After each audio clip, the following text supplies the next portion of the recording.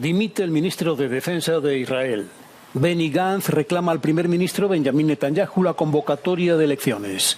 Las encuestas le ofrecen buenos resultados a Gantz. לצערי, נתניהו מונע מאיתנו להתקדם לניצחון האמיתי שהוא ההצדקה למחיר הכואב והמתמשך. Israel rescata a 4 rehenes en una operación militar. Las autoridades de Gaza dicen que han muerto docenas. Reza un titular de The New York Times del pasado sábado. Es un titular muy extraño, incluso si no se sabe nada de las tácticas propagandísticas que se emplean en él. La primera mitad es muy clara, mientras que la segunda es ininteligible y se lee como un extraño acertijo o sopa de letras. El New York Times lleva a cabo esta extraña y críptica gimnasia lingüística para hablar de la última masacre israelí en Gaza, que en el momento de escribir este artículo ha causado 236 muertos. De entrada, podemos ver algo raro en ese titular con el uso de la palabra docenas para describir el número de personas que, según los informes, murieron en la masacre. El propio artículo del New York Times dice que se informó de más de 200 personas muertas en el centro de Gaza, por lo que el cuantificador correcto para el titular sería cientos, no docenas. Esto sería como si un titular dijera docenas de personas murieron el 11 de septiembre en lugar de miles. Técnicamente sería correcto, ya que el número de personas muertas fue, matemáticamente hablando, de muchas docenas. Pero hombre, daría a los lectores una impresión equivocada de la letalidad del atentado. A continuación, obsérvese el repentino cambio a mitad del titular de voz activa, segura, a voz pasiva, dudosa. 4 rehenes israelíes fueron rescatados definitivamente por Israel, mientras que las autoridades de Gaza afirman que murieron decenas de ellos. ¿Decenas de ellos? ¿Decenas de qué? ¿Gatos? ¿Gallinas? ¿Israelíes? ¿Muertos por qué? ¿Envenenamiento por salmonela? ¿Accidentes de tráfico? ¿Milicias congoleñas? No hay forma de saberlo, según el titular. Los medios de comunicación en general y The New York Times en particular son famosos por su lenguaje pasivo. En los titulares, un niño palestino deja de respirar tras recibir un balazo, cuando promueven los intereses informativos israelíes. Pero lo que realmente llama la atención es que se pase de un lenguaje humano normal a algo que suena como la pista de un acertijo en el mismo titular. En fin, esto escribe Caitlin Johnston en un artículo que hemos publicado hoy en Diario Red. Hoy, en La Base, volvemos a hablar del genocidio contra los palestinos y de la crisis del gobierno de Netanyahu. Bienvenidas y bienvenidos. La Base, con Pablo Iglesias, Irene Zugasti, Manu Levín e Ina Finogénova. Bueno, hoy en La Base retomamos los programas en los que intentamos informar y ofrecer análisis sobre el genocidio que está llevando a cabo Israel contra la población palestina en Gaza. Irene Zugasti, buenas tardes. Muy buenas, Pablo. Pues hoy vamos a hablar de ese plan de paz que pasó ayer por el Consejo de Seguridad de Naciones Unidas y de los cambios en el gabinete de Netanyahu, porque el genocidio sigue en ese estado amigo de España, que es Israel. Manu Levín, siento haberte pisado un poco la sección con el editorial, pero es que yo creo que hay que insistir en poner el foco en algo que es un escándalo, que es el tratamiento mediático de este genocidio, que por cierto en la televisión pública española siguen llamando guerra. Es tremendo. Guerra, enfrentamientos, tiroteos, dicen algunos también. Es tremendo, efectivamente, hay que insistir. Hablamos nada menos que del New York Times. Yo voy a tirar un poquito del hilo de este editorial. Vamos a ver más ejemplos del lenguaje que utilizan los medios de comunicación para hablar sobre la masacre enésima cometida por Israel en Gaza, en Nuseirat en este caso, y vamos también a ponerle nombre y apellidos a una de las principales propagandistas de Israel aquí en España. Ina Finogénova, ¿qué tenemos hoy? Bueno, pues hablaremos de esta operación de rescate, de cómo se ha celebrado en Israel, de las declaraciones que se han dado y de cómo les ha servido la excusa de los rehenes para cometer el genocidio, ¿no? Hoy vamos a contar además con Teresa Aranguren, periodista especialista en conflictos. Arrancamos, Xavi. La base de datos. Compañera. Bueno, pues mientras Europa se miraba el ombligo este fin de semana, en Gaza el genocidio continuaba y continúa. Este fin de semana, mientras votábamos aquí el nuevo Europarlamento, fueron asesinadas 274 personas en el campo de refugiados de Nuseirat, en la Franja de Gaza. Las fuerzas de defensa de Israel ampararon y justificaron la matanza, otra más, en la operación de liberación de 4 rehenes israelíes que luego nos comentará Ina. Además, 698 personas resultaron heridas, haciendo del sábado pasado una de las jornadas más sangrientas desde el inicio del conflicto.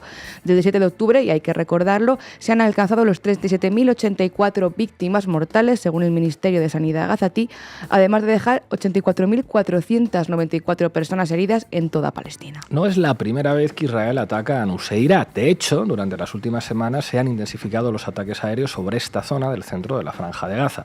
La semana pasada conocíamos que 27 gazatíes murieron a consecuencia de otro bombardeo israelí a la escuela de la Agencia de la ONU para los Refugiados Palestinos, la UNRWA, sí que está situada precisamente en esa zona central de la franja. Eso es, y a finales del mes pasado, estamos a día 11, así que no es que haya pasado mucho tiempo, Joe Biden anunciaba desde Washington que Israel había ofrecido un nuevo acuerdo a Hamás. El presidente de Estados Unidos mostró su apoyo al texto y pedía que ambas partes lo aceptaran, diciendo que la guerra debe acabar. Al fin y al cabo, pues oye, vienen elecciones y la popularidad de Biden está por los suelos. Según la última encuesta publicada por Gallup, que ha estado midiendo los estados de opinión de la ciudadanía estadounidense sobre sus presidentes durante décadas, la calificación de desempeño de Biden es del 39%. Comenzó el mandato con un 57%. O sea que está peor que Nixon, que Reagan, que Clinton, que Bush. Habría que irse, de hecho, hasta el último año de mandato de Eisenhower para encontrar registros de popularidad tan bajos como los que tiene hoy Biden. El caso es que el plan de paz patrocinado por Biden ha sido avalado ayer mismo por 14 de los 15 miembros del Consejo de Seguridad de Naciones Unidas, donde Rusia se ha abstenido, permitiendo así su aprobación. La propuesta sobre la mesa consta de 3 fases, muy parecido al anterior que había propuesto Hamás a principios de mayo y que fue rechazado. Comenzaría con un alto al fuego de 6 semanas en el que las fuerzas de defensa de Israel se retirarían de las zonas pobladas de Gaza. En ese tiempo se liberarían rehenes israelíes y se excarcelarían a los prisioneros palestinos. También habría un aumento de ayuda humanitaria. Se habla de 600 camiones al día frente a los 58 que entran de media a diario en la actualidad. En una segunda fase se intercambiarían todos los rehenes vivos. El acuerdo conduciría eventualmente a un cese de hostilidades permanente y a un importante plan de reconstrucción para Gaza. Vaya, sin embargo, cuando algo muy parecido lo propuso la otra parte, insistimos, fue rechazado de pleno.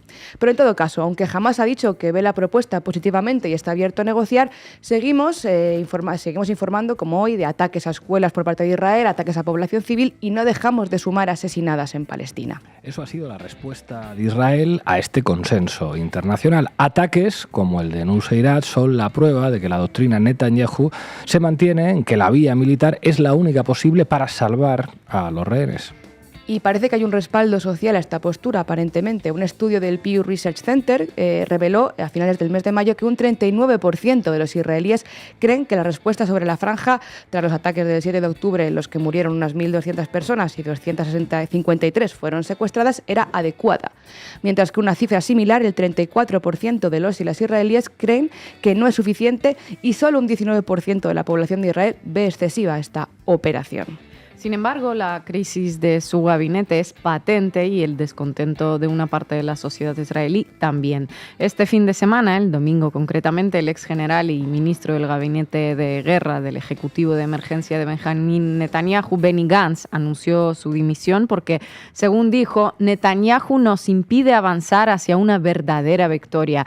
Por esta razón, hoy abandonamos el gobierno de emergencia con el corazón apesadumbrado, pero con todo el corazón. El pasado mes de mayo, Benny Gantz comunicó que en caso de que Netanyahu no presentara un plan de posguerra para Gaza antes del 8 de junio, abandonaría este ejecutivo de emergencia. Finalmente, dado que Netanyahu no presentó el plan, pues Gantz ha cumplido con su advertencia y dimite. No podemos decir que el devenir de las cosas haya resultado una sorpresa tampoco, ya que las exigencias de Gantz hicieron que el propio Netanyahu asegurara que el cumplimiento de las mismas supondría una derrota de Israel. Por este mismo motivo, supongo que tampoco nos debería sorprender el sentido en el que tras el anuncio de Gantz, Netanyahu se pronunciaba en Twitter. El primer ministro israelí le recordaba que Israel está en una guerra existencial en varios frentes. Hijo mío, Este no es el momento de abandonar la campaña, este es el momento de unir fuerzas. Ciudadanos de Israel, continuaremos hasta la victoria y el logro de todos los objetivos de la guerra, principalmente la liberación de todos nuestros rehenes y la eliminación de Hamás. Pero bueno, ¿quién es este tipo Benny Gantz? Antes del pasado 7 de octubre, Gantz formaba parte de la oposición a Netanyahu. Concretamente, es el líder del partido Unidad Nacional. Pero tras los atentados de Hamás del 7 de octubre y la posterior petición de Netanyahu de formar un ejecutivo de emergencia que supusiera la unidad nacional en tiempos de guerra, fue el único líder político que accedió a esa petición y logró así un puesto dentro del reducido gabinete de guerra. La realidad es que la salida de Gantz pues, tampoco representa un riesgo para la coalición de Netanyahu, ya que continúa manteniendo su mayoría en el Parlamento, aunque sí supone perder una de las figuras políticas mejor valoradas del país y previsiblemente también el respaldo del bloque centrista, si es que cabe la posibilidad de denominar algo así hoy en el Parlamento israelí, que hasta la fecha había apoyado al gobierno tanto interna como externamente. Si Netanyahu hubiese cedido a sus peticiones, hubiese perdido el apoyo de sus socios ultranacionalistas en el gobierno, que son los que defienden la ocupación definitiva de Gaza y la anexión de dicho territorio a Israel. Total, que Netanyahu se reafirma en el genocidio del pueblo palestino. Así las cosas, el secretario de Estado de Estados Unidos y jefe de la diplomacia estadounidense, Antony Blinken, está de nuevo en Oriente Próximo y ayer mismo se reunía con Netanyahu, con el ministro de Exteriores, Israel Katz, y con el titular israelí de Defensa, con Yoav Gallant. Y también lo hacía hoy con Benny Gantz, con el saliente que comentábamos. Todo para relanzar las negociaciones del acuerdo que os comentábamos y para abordar la posible escalada del conflicto con el Líbano. Pero hoy altos funcionarios estadounidenses han asegurado a NBC News que Estados Unidos ya se está planteando negociar bilateralmente con Hamás para liberar a los rehenes que tienen nacionalidad estadounidense. Y mientras, el Ejecutivo israelí se enfrenta también a las protestas que cada fin de semana llevan a miles de manifestantes a reclamar un acuerdo con Hamás con el objetivo de lograr ahora sí esa liberación a los rehenes.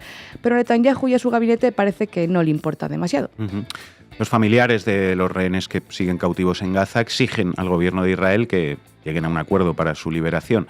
Hoy mismo el movimiento Bring Them Home Now organizaba una nueva manifestación y en las últimas del fin de semana al menos 30 personas fueron detenidas por la policía israelí en Tel Aviv.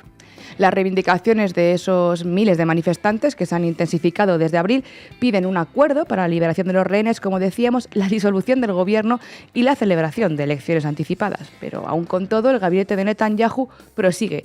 Y prosigue también con su política de diplomacia exterior matona, zafia, digna de los peores agujeros de Internet.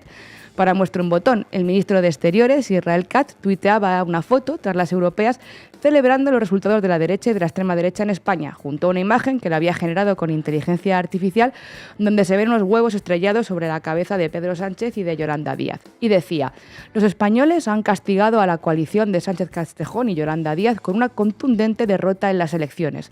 Resulta que apoyar a los asesinos y violadores de Hamás no es rentable electoralmente. Eso sí, esta vez en el tuit pues no etiquetaba a Feijóo. Vaya con las relaciones exteriores, los usos diplomáticos y los cuidadosos modales de las cancillerías. ¿Esto tampoco ofende a Pedro Sánchez?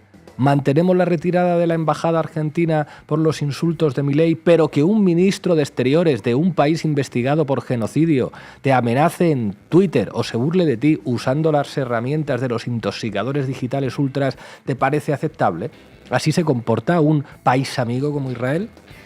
Es que ya lo dijo Álvarez, que es que Israel es uno de esos amigos, superamigos, a los que le perdonas, pues oye, hasta las peores pifias. Por eso sabemos hoy que las voces que sostenían que esa medida electoralista de Moncloa de anunciar la víspera de las europeas que iban a sumarse al proceso de la Corte Internacional de Justicia no significaba en realidad absolutamente nada en términos prácticos para frenar los ataques en Gaza.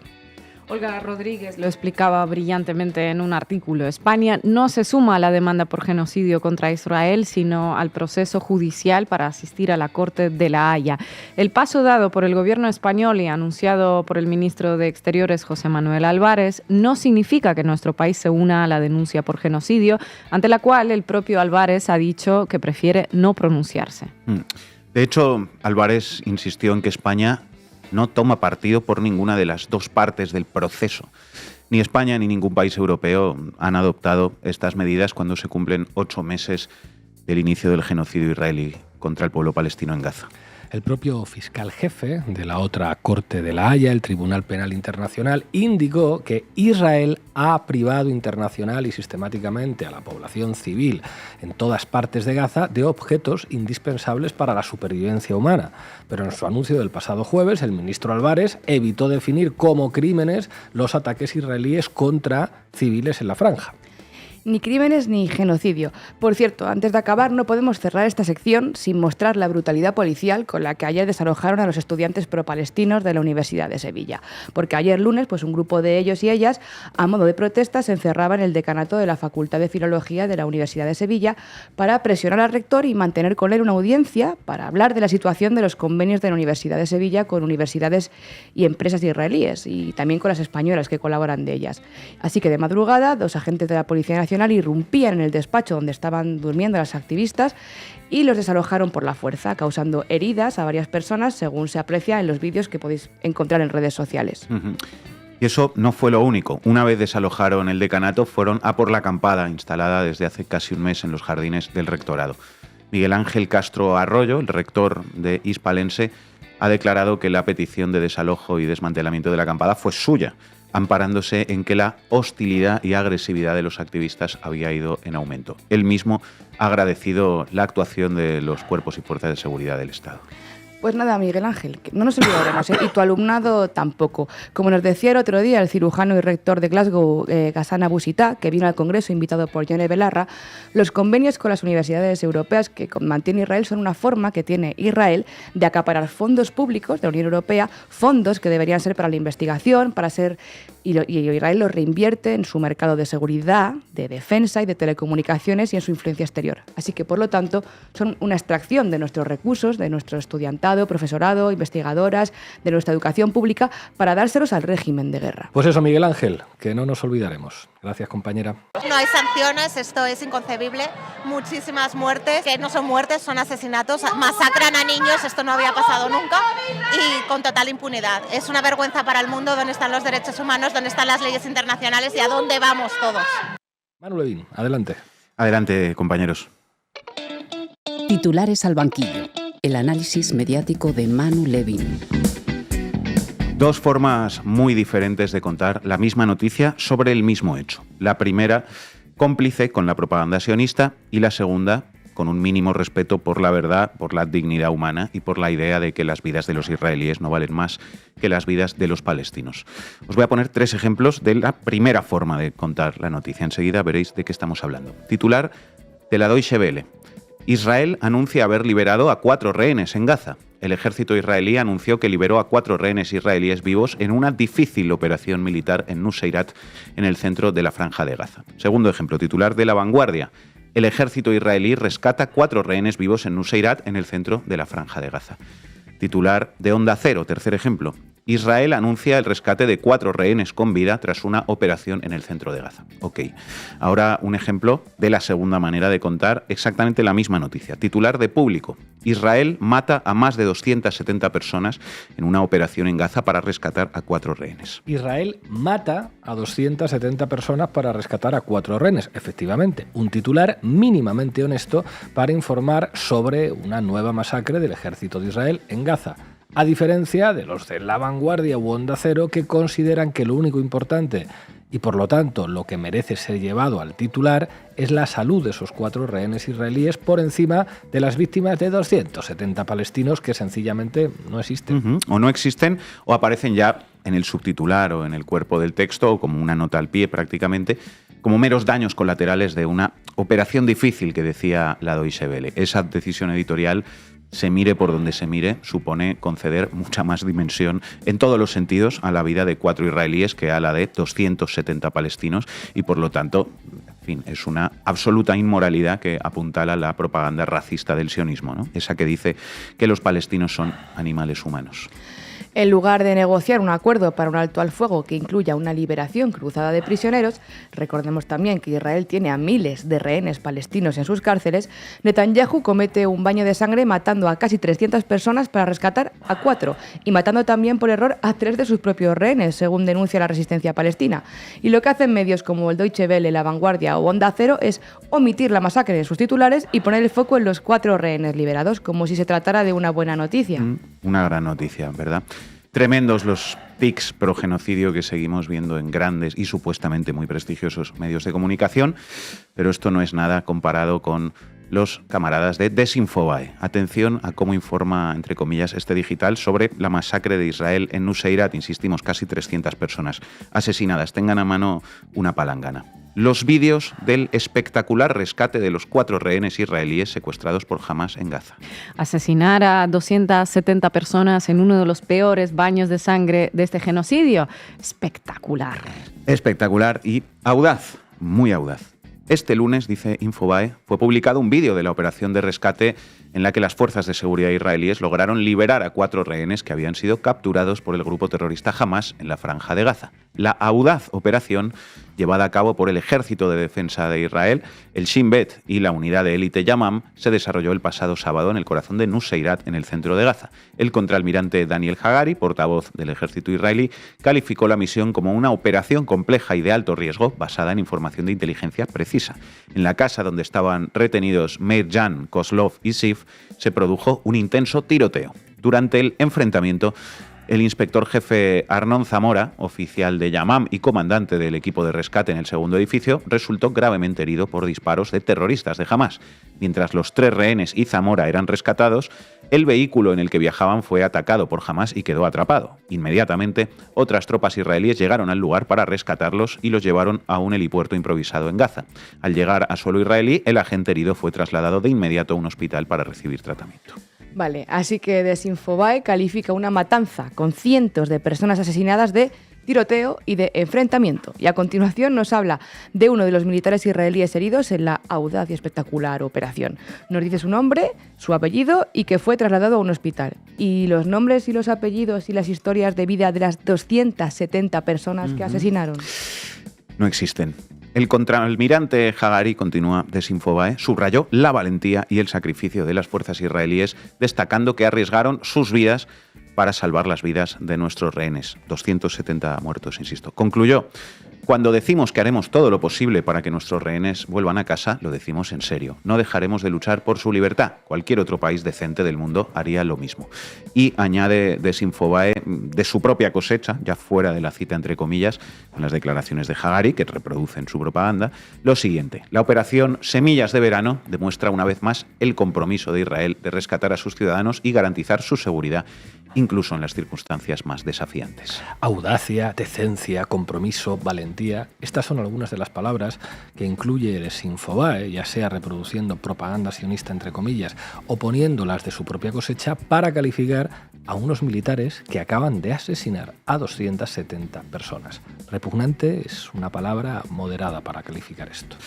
Ya os dije que tuvierais una palangana a mano y atención a esta otra pieza de Desinfobae sobre estos mismos hechos.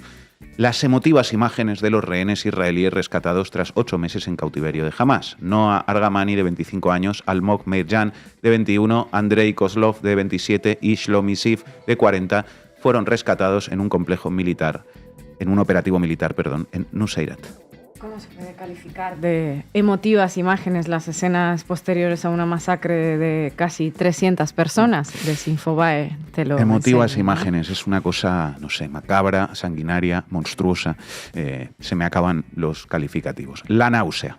Y por supuesto, de nuevo, los nombres, apellidos y edades, en este caso también de los 4 israelíes rescatados, por un total de 0 unidades de información de los 270 palestinos y palestinas asesinadas. Asco es una palabra que se queda también corta en este caso. Bueno, hay que ponerle el cascabel a los propagandistas del genocidio. Desinfobae ha dejado claro una y otra vez en que está en ese honroso club. Y vamos a hablar hoy de otra figura del poder mediático en este país, concretamente en Cataluña, aunque aparece también en medios de ámbito estatal, que es una de las principales defensoras mediáticas de Israel y de la que, si no recuerdo mal, todavía no hemos hablado en este programa. Me refiero a Pilar Rahola. periodista catalana independentista de derechas, uno de los principales apoyos mediáticos de Puigdemont, o al menos un apoyo importante, que lleva muchísimos años defendiendo el colonialismo sionista cada vez que tiene oportunidad. Vamos a escuchar algunos cortes de esta señora. Lo que hace Israel no es un genocidio y las cifras de asesinados son mentira. Dale al play, Xavi. Yo no hablo de genocidio, no es cierto. Y tengo el derecho no solo a pensarlo, sino a decir por qué lo pienso. Pero está negado, pero está negado, absolutamente negado. Es imposible que hoy podamos abrir el canal del conflicto. Pero si quieres te lo explico. De entrada no me creo los datos, pero no soy yo. Es que la ONU acaba de reducir a la mitad los datos de víctimas en Palestina, a la mitad. Bueno, Pilar Rahola miente. La ONU no redujo a la mitad las cifras de personas asesinadas en Gaza. Eso es un bulo. Lo que dijo la ONU es que una parte de los cuerpos de esas víctimas, más de 35.000, todavía no han podido ser identificados. Eso es lo que dijo la ONU. Pero a raíz de esa declaración, la propaganda israelí se puso manos a la obra y difundió masivamente ese bulo de que la ONU rebajaba a la mitad las cifras. Un bulo que, por supuesto, ha sido replicado por todos los medios pro genocidio a lo largo y ancho del mundo. Por ejemplo, aquí en España, ABC. La ONU duda de las cifras de Hamás y reduce la cifra de menores muertos en la operación en Gaza. El bulo fue desmentido rápidamente por la propia ONU y agencias de verificación o por la propia televisión pública que se hicieron eco del mismo. La ONU niega haber rebajado a la mitad del número las víctimas en Gaza.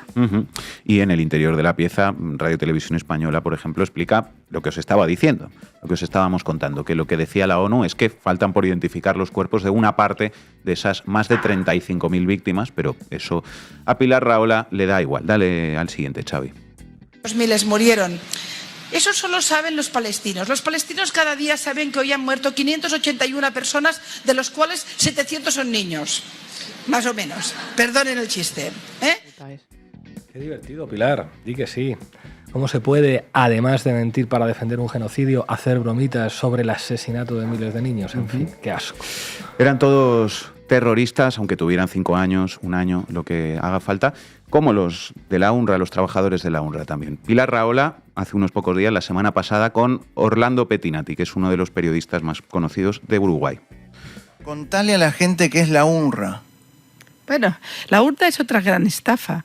Claro, hay que tener en cuenta algo. La UNRWA es la Organización para los Refugiados de Palestina, que es incomprensiblemente tiene miles y miles de funcionarios dedicados a los palestinos y tiene 1/3 dedicados al resto del mundo. Con lo cual dicen, aquí ya hay una perversión extraña. Es decir, resulta que esta es la única causa que existe, no hay más refugiados en el mundo, pero además lo que hay que tener en cuenta, porque la UNRWA se ha descubierto ahora que ha tenido tanta complicidad con Hamás, que ha habido miembros de la UNRWA que han tenido secuestrados en su casa, que hubo miembros de la UNRWA que estuvieron en actividades con el propio Hamás, que hasta hubo alguno que participó del 7 de octubre. ¿Por qué pasa todo esto? Porque no seamos ingenuos, lo sabía la ONU perfectamente. Nadie que no sea de Hamás no puede trabajar en Gaza. Ni periodistas, ni UNRWAs, ni humanitarios, ni nadie. O tú participas de la mentalidad de Hamás y de su dominio, o no estás allí, no puedes entrar o te matan. Con lo cual a mí no me sorprendió en absoluto, y lo que no me creo es que le sorprendiera a la ONU, lo sabían perfectamente. En fin, casi todos los bulos de la propaganda sionista. En un corte de pocos segundos solo le faltó hablar de los bebés calcinados, horneados, de los escudos humanos y bueno, algunas cosas. Si alguien hace aquí de escudo, pero para proteger un genocidio, es esta señora que, por cierto, habría que decirle que si los periodistas no pueden trabajar en Gaza es porque los matan, es porque Israel los mata, en el peor de los casos, en el mejor simplemente no les deja acceder. Pero bueno, que esta señora haga de escudo, ella sí, para defender el genocidio, tiene premio. Vamos a acabar con esto. Noticia en La Vanguardia de hace ya unos cuantos años, porque esta señora lleva así unos cuantos años. Israel plantará un bosque de 5.000 árboles para homenajear a Pilar Rahola.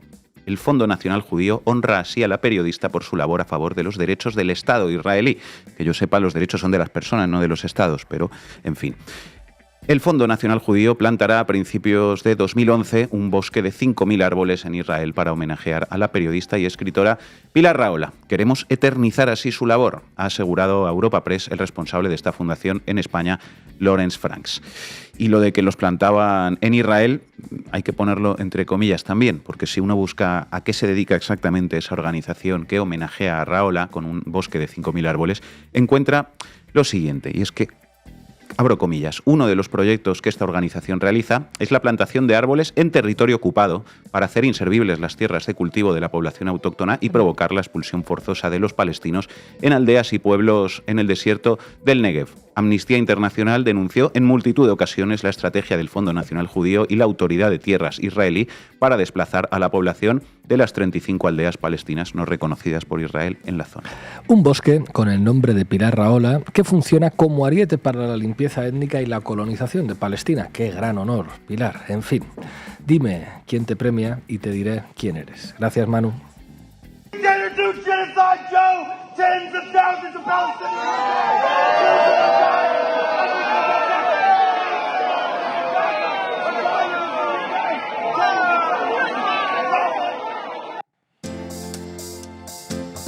¿Para qué me invitan? El análisis internacional de Ina Afinogénova. Vamos a ir directos con un vídeo que alguna vez ya pasamos en este programa, pero que hoy viene bien rescatar. If you look to this graph, for example, this is the death of Israeli and Palestinians, and it's changing from 1 year to year. It's like fluctuating like crypto. So my question is today, what is the going rate today for human lives? I mean, 2014 was a great year for Ben Shapiro. 88 Israelis were died, and there was 2,329 Palestinians killed on the other side. That is one Israeli for 27 Palestinians. That is a very good exchange rate. What I'm saying is, what is the exchange rate for today? You guys will be happy. That's my question. Mi duda es cuál es el tipo de cambio hoy para las vidas humanas, porque está oscilando como las criptomonedas. Un israelí a cambio de 27 palestinos parece muy buena cotización. Esto le decía el humorista egipcio Bassem Youssef a Piers Morgan en su viral entrevista de octubre pasado, 10 días después de que el ataque de Hamas contra los civiles israelíes se saldara con más de 1.200 vidas, sin contar a los más de 200 rehenes. En aquel momento, el tipo de cambio, hablando en términos de Youssef, ya superaba el doble. Israel llevaba casi 3.000 gazatíes asesinados en los bombardeos aéreos mientras se preparaba para la invasión terrestre. Hoy el tipo de cambio es mucho mayor, ¿verdad? El pasado 8 de junio, Israel llevó a cabo la Operación Rescate, de la que ya nos hablaron Irene y Manu, de 4 de los rehenes que Hamas retenía desde octubre, simultáneamente con un bombardeo de un campo de refugiados gazatíes en Nuseirat, una zona en el centro de Gaza en la que se refugiaban miles de palestinos desplazados desde el norte de la franja. Mientras las fuerzas de defensa de Israel anunciaban que los 4 rehenes salieron ilesos de las garras terroristas y estaban siendo transportados a hospitales, las fuentes médicas de la agencia Reuters informaban de al menos 210 asesinados palestinos. Libera 4. Mata a 210. Así resumía la operación rescate israelí la periodista gazatí Hind Kudani en su cuenta de X. Al final quedó lejos el cambio de 27 por 1 que le parecía good deal a Bassem Youssef. Posteriormente, las cifras de asesinados palestinos se revisaron al alza. Son 274 muertos, como dijimos, y más de 400 heridos en uno de esos bombardeos que forman parte de la rutina mediática desde hace tiempo. La misión de rescate de rehenes, bautizada como Semillas de Verano, fue ampliamente celebrada y publicitada en Israel, según el diario.es. El momento de la liberación de los rehenes fue anunciado por megafonía en mercados y playas a lo largo y ancho del país. Se dieron a conocer los nombres, la edad, las historias de cada una de las 4 personas liberadas. Las fuerzas de defensa de Israel publicaron una serie de vídeos, los estáis viendo, de la operación que Infobae describe como espectacular y audaz, fotos de los reencuentros, y los voceros oficiales del Estado de Israel no escatimaron en comunicados hiperexcitados. El portavoz del ejército israelí describió la misión como muy compleja. Dijo que un batallón especial ha estado entrenándose durante semanas para llevarla a cabo. Esto es lo que hacemos cuando decimos que haremos todo lo posible para traer a nuestros rehenes a casa. Es que lo queremos. No vamos a detener la lucha por su libertad. Hombre, que lo tenemos bien clarito, que no os vais a detener si nos detienen otros. Eso es evidente. Una alegría enorme y el corazón estallando de felicidad. Seguiremos juntos para traerlos a todos de regreso, dijo el ya mencionado en este programa nuestra referencia ilustre, el canciller Israel Katz, que también celebró el auge de la extrema derecha en Europa. Hace 8 meses decía que no entraría ni un camión de gasolina en Gaza y que los palestinos no recibirían ni una gota de agua. Menos mal que hoy el corazoncito le estalla de felicidad. Una vez más hemos demostrado que Israel no se rinde ante el terrorismo y actúa con una creatividad y un coraje sin límites para traer a casa a nuestros secuestrados, dijo finalmente el primer ministro Benjamín Netanyahu. ¿Cuántas víctimas palestinas suma ya la creatividad y el coraje que demostró Israel en estos 8 meses? ¿Y cuántos rehenes ha logrado liberar, por cierto? Una pregunta pertinente la tuya. La respondía el mismo sábado Olga Rodríguez en su cuenta de X. En 8 meses Israel ha liberado solo a 7 rehenes y matado a al menos 36.800 personas. Con acuerdos, intercambio de prisioneros, Israel obtuvo la puesta en libertad de 105 rehenes. Esto muestra desde hace mucho que su prioridad no son los rehenes, su objetivo es otro. El objetivo es subir el tipo de cambio a números con 3 o 4 ceros, ¿verdad? Continúa Olga Rodríguez. Israel ha destruido todas las universidades de Gaza, hospitales, viviendas, escuelas, ha creado un contexto de hambruna de forma intencionada, bloqueando la entrada de alimentos y ayuda humanitaria. La franja de Gaza necesitará 80 años para reconstruirse, según la ONU. Israel ha herido a 82.000 personas y un número indeterminado de rehenes israelíes han muerto por sus bombardeos. Claramente el objetivo es otro. Lo desgranó perfectamente la relatora especial de las Naciones Unidas, Francesca Albanese, en su informe Anatomía de un genocidio. El objetivo parece ser precisamente el exterminio total o parcial de un grupo de personas en concreto. Nunca se trató de los rehenes. Los rehenes han servido de excusa para bombardear casas, escuelas, hospitales, bibliotecas y campos de refugiados con tal de hacer realidad las promesas, porque no eran amenazas hipotéticas como nos lo han demostrado estos meses, sino promesas.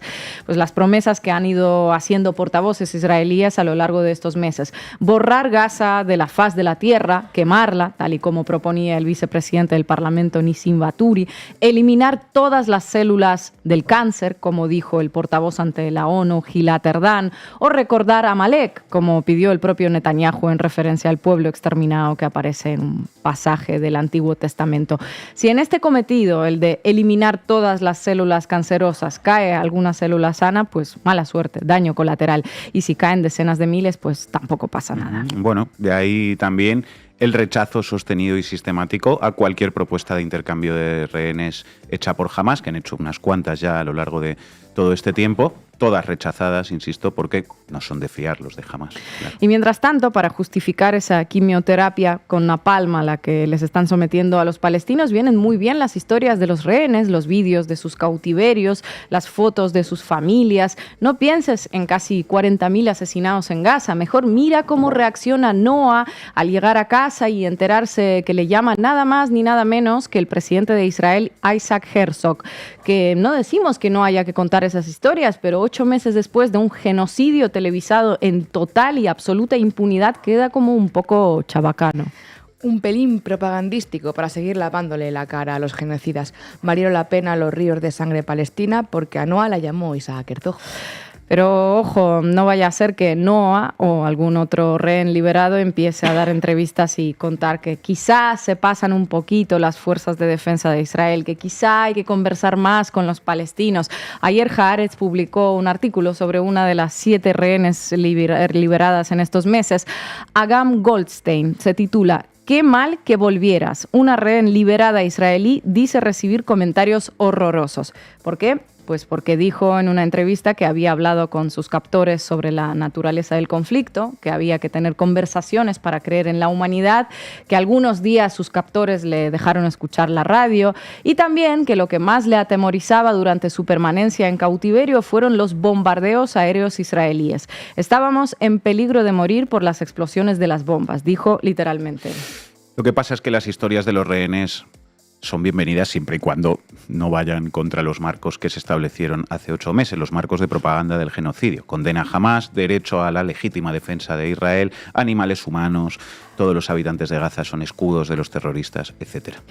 Y como último trazo para completar ese rompecabezas que indica claramente que nunca se trató de los rehenes, una información más. Hace unos días Netanyahu se declaraba dispuesto a emprender una guerra contra la organización chilebanesa Hezbollah, es decir, una guerra contra el Líbano.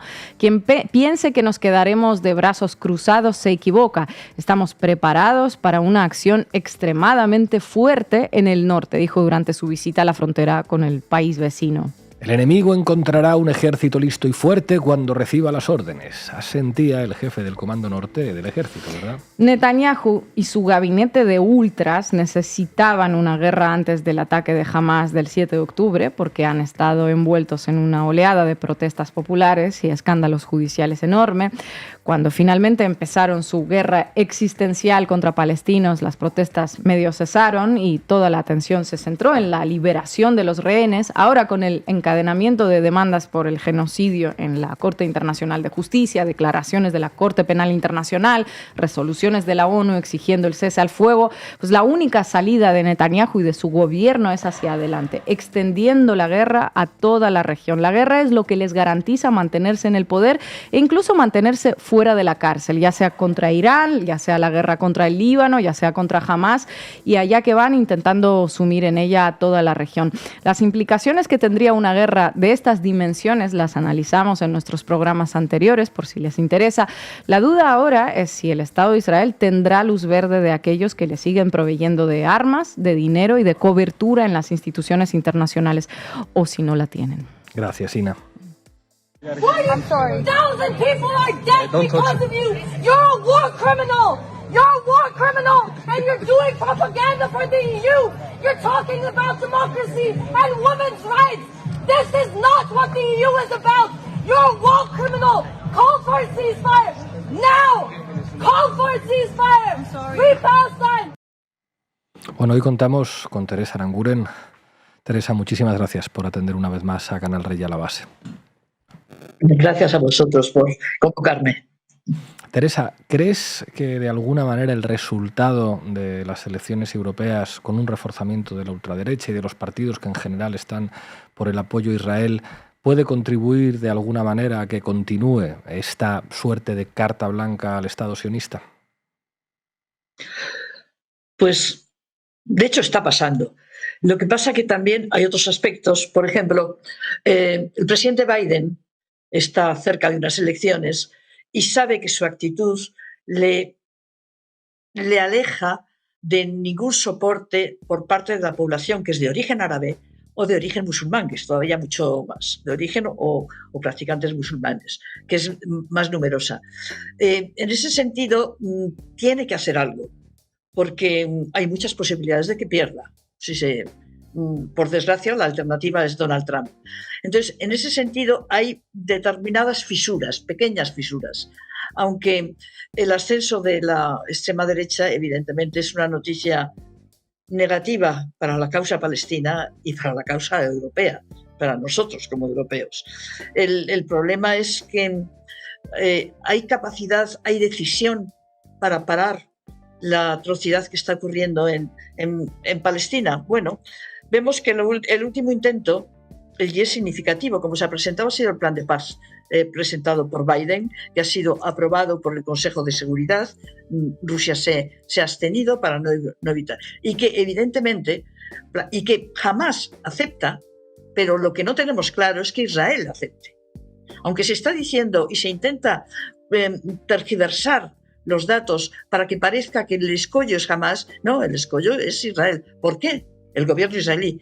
¿Por qué? Porque este plan, con el que yo creo que Biden intenta recuperar el apoyo de ese sector de población que está totalmente indignada con su actitud de tolerancia total a la atrocidad que está cometiendo el ejército israelí, creo que en este momento hay un intento de presentar este planteamiento de un plan de paz que implica inmediatamente un alto el fuego inmediato y que de duración de varias semanas, que luego se podría hacer definitivo, y negociaciones para liberar a los rehenes y liberar presos palestinos, Este planteamiento es aceptado por Hamás, pero no por Israel. ¿Por qué? Porque el gobierno israelí no quiere para nada un alto el fuego. No quiere porque su objetivo no son los rehenes, como ya se ha dicho aquí, su objetivo no es liberar a los rehenes, su objetivo es aplastar a la población palestina en Gaza y lanzar un claro mensaje a toda la población palestina y a quienes les puedan apoyar de que esto es el final, es la solución final. Eso es lo que pretenden, una solución final, es decir, acabar con la causa palestina y con la capacidad de resistencia del pueblo de Palestina. Si esto se interrumpe ahora, si ahora hay la posibilidad de un alto el fuego respaldado por las potencias occidentales, pues su objetivo, el objetivo por el que se lanzó esta ofensiva, que era este genocidio que están haciendo, este objetivo no lo pueden cumplir. Y por eso creo que ahora será muy interesante saber qué es lo que hace el gobierno israelí para abortar toda posibilidad de un plan de paz que implique un alto el fuego inmediato y el fin de la ofensiva israelí. Tere, qué gusto saludarte aquí en la base. Yo te quería preguntar un poco en clave interna, ¿cómo analizas tú tanto esas protestas que están habiendo contra el gobierno de Netanyahu, como por ejemplo la de este fin de semana en Tel Aviv, como esos sondeos, ¿no?, que demuestran que sigue habiendo un apoyo importante social en Israel a cómo está operando Netanyahu, pero bueno, que parece que se resquebraja? ¿Cómo lo ves tú? Sí, yo creo que evidentemente hay un sector, hay dos elementos que espero que además esto avance y que se investigue. Primero, hay un sector de la población israelí que, por mucho que estén con el cerebro lavado por una situación se les dice de guerra, de necesidad existencial, tienen que estar indignados por la actitud de su ejército cuando el ataque de Hamás. Es decir, el poderosísimo ejército israelí tan eficaz, eso resulta que tarda varias horas en repeler un ataque de una milicia que no tiene aviones, de una milicia que entró hasta con bicicletas dentro de territorio israelí. Tarda en acudir en amparo de sus ciudadanos. Luego sabemos que acaba con la vida de varios de sus ciudadanos, no sabemos cuántos, pero centenares posiblemente, porque su actuación es aplastante desde el aire, es decir, de disparar contra todo lo que se movía. Y eso en el momento de la operación contra el ataque de Hamás. Y después, ¿cuál ha sido la actitud y los logros del ejército israelí en estos 8 atroces meses de genocidio en Gaza? Pues resulta que gran parte de las víctimas, de las que sabemos, israelíes, son por fuego amigo, es decir, por fuego israelí. Hoy hablamos de los 4 rehenes liberados, pero ¿y los 3 rehenes que fueron asesinados con bandera blanca, el torso desnudo y las manos levantadas por su ejército? Lo cual nos da idea de cuál es la actitud del ejército ante alguien que se rinde.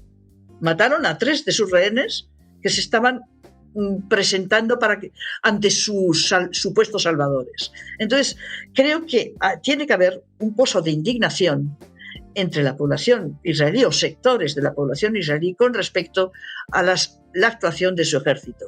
Y luego, entre las familias de los rehenes, la gente con sensibilidad al destino de los rehenes, no hace falta ser familiar para desear que salgan con vida de esto, es evidente para muchos de ellos que toda la actuación del gobierno israelí no ha tenido como primer objetivo la liberación de los rehenes, que se han negado constantemente a varias ofertas de Hamás en el sentido de que si terminaba la ofensiva, si se retiraba el ejército de territorio de Gaza, entonces se liberarían los rehenes.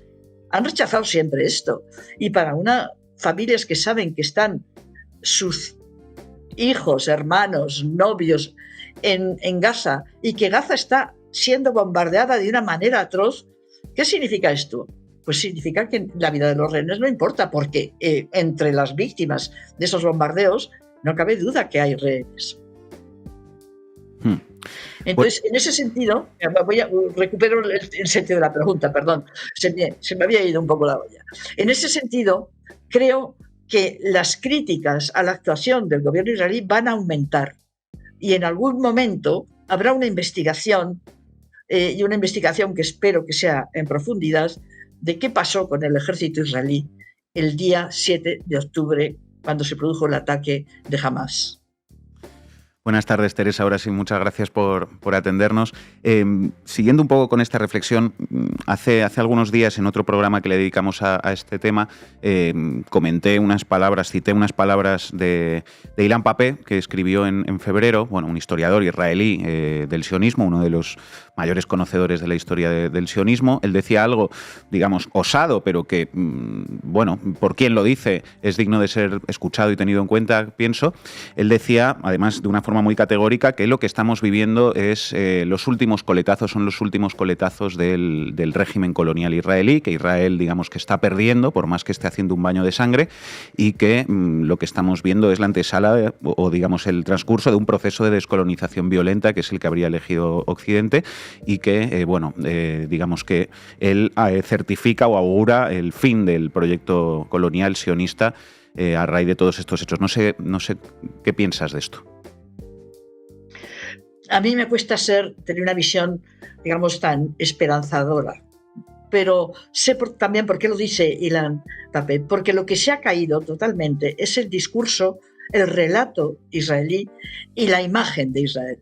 Creo que lo que estamos viendo ahora es la auténtica imagen del sionismo, de lo que supone el proyecto sionista y de lo que ha sido los sucesivos gobiernos israelíes para los pueblos de la zona. Entonces, lo que ahora ocurre es que esa total impunidad de la que ha gozado siempre Israel y la que sigue gozando está un poco en riesgo porque su imagen ha caído totalmente. Es decir, porque ya las típicas falsedades, las mentiras de la propaganda sionista, que son mentiras redondas muchas veces, pero que son coreadas y promovidas y difundidas por las grandes maquinarias propagandísticas de Occidente y por lo tanto son muy eficaces, eso se está yendo abajo. Y si Israel pierde su discurso, su justificación ante el mundo, es quizá el comienzo de la pérdida de su papel como potencia colonial, su papel colonialista en el mundo. ¿Esto qué daría lugar? Pues a una sociedad israelí distinta, una sociedad israelí sin sionismo, que es lo que yo creo que gente como Ilan Pappé sueña por conseguir algún día. Yo he admirado mucho a algunos israelíes que desde muy pronto se dieron cuenta de lo que significaba el sionismo y desde dentro lucharon por combatirlo. Entre ellos yo tengo que recordar a Uri Avneri, un periodista israelí que empezó siendo sionista además y que poco a poco se convirtió, no poco a poco, sino gradualmente se convirtió en uno de los grandes defensores de la causa palestina y uno de los grandes arrietes contra la política de ocupación israelí y a la política colonizadora de Israel. Uno de sus libros se titula Israel sin sionismo. Es decir, Israel, una sociedad israelí que fuera auténticamente democrática y que fuera realmente una sociedad del Oriente Próximo, no una plataforma de Occidente, de los intereses de Occidente plantado ahí en el corazón de Oriente, que es lo que ha sido siempre la vocación del sionismo y es realmente el papel que ha representado Israel desde el inicio como vanguardia de los intereses occidentales o colonialistas, por decirlo de otro modo. Y en ese sentido, creo que a lo mejor estamos asistiendo a un momento clave del que luego hablaremos como un antes y un después de lo que ocurrió en Gaza. Desde la perspectiva de que a partir de ahora, seguir defendiendo las mentiras del sionismo va a ser bastante más difícil, porque de algún modo se ha destapado, se ha quitado la careta y hemos visto en qué consiste este supuesto derecho a la autodefensa de Israel, que por terminar con ello, porque a veces hay que coger los argumentos del otro, no existe derecho a la autodefensa cuando uno es potencia ocupante en territorio ocupado. Eso es una falacia. El derecho a la autodefensa está limitado por el derecho internacional a defenderte cuando te atacan. y si te atacan en tu territorio, lo cual daría derecho a la defensa en el momento del ataque de Hamás. Pero no es equivalente al derecho a la represalia, que es lo que estamos viendo ahora, o al derecho a llevar a cabo una estrategia de exterminio, que es lo que está ocurriendo ahora. Y en este sentido, yo creo que los argumentos tan falaces que nos hemos ido tragando y se sigue tragando en Occidente para justificar lo injustificable de la actitud israelí, pues están cayendo. Y quizá Ilan Pappé espera que a partir de ahí, y ojalá sea así, se caigan más cosas, se caigan las complicidades y los silencios cómplices y las mentiras. Tere, buenas tardes. Muchísimas gracias por estar aquí. Siempre un placer. Se han intensificado últimamente estas declaraciones desde los voceros israelíes sobre una eventual guerra contra el Líbano, que van a devolver al Líbano a la edad de piedra, que están preparados para una operación de gran calado. ¿Crees realmente que son capaces también de iniciar una guerra contra Hezbollah o es algo retórico? ¿Y para qué ahora? Pues yo creo que ahora a Israel, al gobierno israelí, a este gobierno, le interesa básicamente expandir la guerra. Es decir, difuminar la atrocidad que están cometiendo en Gaza, su intento, su ofensiva de exterminio, en el marco de una guerra global. Por eso su interés en señalar siempre a Irán. Y cuando hablan de atacar a Hezbollah, el sur del Líbano, creo que todos sabemos que el objetivo no es solo Hezbollah, es Irán. Y eso les favorece en la perspectiva de que una guerra ampliada, una guerra que implique sobre todo a Irán, supone también la implicación de Estados Unidos. Irán por eso mismo es muy prudente. Irán intenta con todo no dejarse arrastrar ni por las provocaciones. No hace mucho hubo un ataque israelí en Damasco contra el consulado iraní en Damasco, que provocó, si no recuerdo mal, más de 10 muertos. ¿Y cómo fue la respuesta iraní? La respuesta iraní fue un ataque anunciado para que no hubiera víctimas, que era simplemente como guardar la norma de la reciprocidad. Si tú me atacas, yo te tengo que contestar. Pero no quiero hacer sangre, no quiero que esto sirva de excusa a una nueva escalada de ataques que nos conduzca a una guerra abierta. Y una guerra abierta es una guerra con Estados Unidos. Es lo que creo que al gobierno israelí le interesaría ahora. Y que espero que por muy cómplice que el gobierno de Estados Unidos sea y esté siendo de los crímenes del ejército israelí, no sea tan insensato de dejarse arrastrar a una guerra abierta en el Oriente Próximo. Pero creo que ese es el objetivo del gobierno de Israel. Llegamos al final del programa. Muchísimas gracias, Teresa Aranguren, por atendernos una vez más y queremos dejaros con un temazo de Reincidentes. Yahvé se esconde entre las rejas. Hasta mañana.